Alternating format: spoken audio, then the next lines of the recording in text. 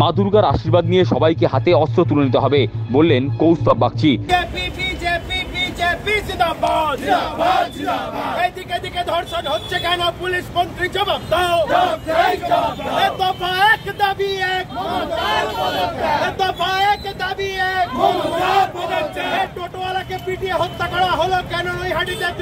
আরজিকর কাণ্ডের পর কুলতলি ও পটাশপুরে ধর্ষণ করে খুনের ঘটনা ঘটেছে।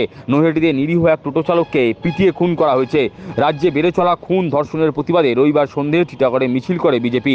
এদিন টিটাগড় ব্রহ্মস্থান থেকে মিছিল শুরু হয়ে বিটি রোড দূরে টিটাগড় ত্রিশুল বাজারের মুখে মিছিল শেষ করে। মিছিল শেষে তারা ব্যস্ততম বিটি রোড অবরোধ করে 15 মিনিট বিক্ষোভ প্রদর্শন করেন। উক্ত বিক্ষোভ কর্মসূচিতে যোগ দিয়ে বিজেপি নেতা তথা আইনজীবী কৌস্তব বাগচি বলেন, রাজ্য জুড়ে একের পর এক ঘটনা ঘটেই চলেছে। পুলিশ প্রশাসন ধর্ষক ও খুনিদের হয়ে কাজ করেছে। মানুষকে এবার নিজেদের হাতে আইন তুলে নিতে হবে। মা দুর্গার আশীর্বাদ নিয়ে সবাইকে হাতে অস্ত্র তুলে নিতে হবে। বাংলাকে বাঁচাতে এবং নিজেদের আত্মরক্ষায় হাতে অস্ত্র তুলে নিতে হবে। কৌস্তবের কথায়, উৎসবের মরশুমে তারা মানুষকে বিপদের মধ্যে ফেলতে চান না, কিন্তু প্রতীকী অবরোধের মাধ্যমে তারা প্রশাসনকে জানাতে দিতে চান তাদের অত্যাচার যত বাড়বে আন্দোলন ততই বাড়বে। পুলিশ প্রশাসন ধর্ষক খুনিদের হয়ে কাজ করছে। মানুষকে এবারে নিজেদের হাতে আইন তুলে নিতে হবে। মা দুর্গার আশীর্বাদ নিয়ে সবাইকে হাতে অস্ত্র তুলে নিতে হবে। বাংলাকে বাঁচাতে, নিজেদের মা বোনেদের ইজ্জত সম্ভ্রম বাঁচাতে right two self defence is an inclusive part of the constitution. আমাদের সেটাকেই মাথায় রেখে নিজেদের রক্ষা করার জন্য হাতে অস্ত্র তুলে নিতে হবে। এই ছাড়া রাস্তা। আজকে আপনাদের কর্মসূচি কি? আমরা অবরোধ করছি, প্রতীকী অবরোধ। আমরা মানুষকে বিপদের মুখে ফেলবো না। এই ফেস্টিভ সিজনে কিছুক্ষণের জন্য আমরা একটা প্রতীকী অবরোধ, প্রতিবাদ জানানোর জন্য আমরা এই অবরোধ করছি। আজকে এই প্রতিবাদের মাধ্যমে আমরা প্রশাসনকে জানান দিতে চাই যে তাদের যত অত্যাচার বাড়বে আমাদের আন্দোলন তত বাড়বে। মানে এটা কি ইঙ্গিত বহন করছে এই প্রতীকী অবরোধ? একদম প্রতীকী অবরোধ। এই উৎসবের মরশুমে মানুষকে আমরা বিশেষ কোনো রকম বিপদে ফেলতে চাই না। একটা প্রতীকী অবরোধের মাধ্যমে আমরা প্রশাসনের যে কানে যে তালা দিয়ে রেখেছে তারা সেই তালাটা খোলার প্রচেষ্টা করবো। এদিন কৌস্তব ক্ষোভের সঙ্গে বলেন, কুলতলি পটাশপুর সহ রাজ্যের বিভিন্ন প্রান্তে আজকে মা বোনেদের ইজ্জত লুণ্ঠিত। তাদের সম্ভ্রম মাটিতে লুটিয়ে দিচ্ছে এই সরকার। সমস্ত ক্ষেত্রে পুলিশ ছুটো জগন্নাথের ভূমিকায়। কুলতলি, পটাশপুর সমস্ত জায়গায় আমাদের মা বোনেদের ইজ্জত আজকে লুণ্ঠিত।